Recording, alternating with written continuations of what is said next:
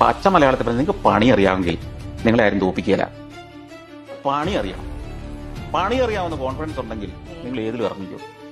ചിലര് ഗൾഫിൽ കാശ് ഉണ്ടാക്കിയ കാശുമായിട്ട് ഇവിടെ വന്ന് ചായക്കട തുടങ്ങും. പൊട്ടിപ്പോകുന്നത് എന്തുകൊണ്ടാണ്? ആ പണി അറിയില്ല, അതിന്റെ മർമ്മം അറിയില്ല. എന്നാൽ തൊട്ടപ്പുറം വേറൊരുത്തൻ അതേപോലെ ചായക്കട നടത്തി.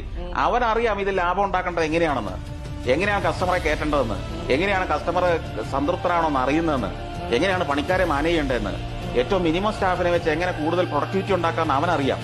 അതല്ലാതെ അപ്പൊ ഇവൻ വിജയിച്ച് കണ്ടിട്ട് വേറൊരുത്തം തുടങ്ങുന്നതല്ല. പല ഇൻഡസ്ട്രികളും വരുന്നത് വേറൊരുത്തന്റെ ഗ്ലാമർ കണ്ടിട്ട് വന്നിറങ്ങിയിട്ട് പൊട്ടിപ്പോകുന്നത് നമ്മൾ കാണുന്നത്. ഇതിനകത്ത് കിടന്ന് വേർത്ത് ക്യാമറാമാന്റെ ജോലി മുതല് പ്രൊഡക്ഷൻ മാനേജറുടെ ജോലി മുതല് ചായ കൊടുക്കുന്നതിന്റെ ജോലി വരെ ചെയ്താൽ ഞാൻ ഈ സഞ്ചാരം ഉണ്ടാക്കിക്കൊണ്ടിരിക്കുന്നത്.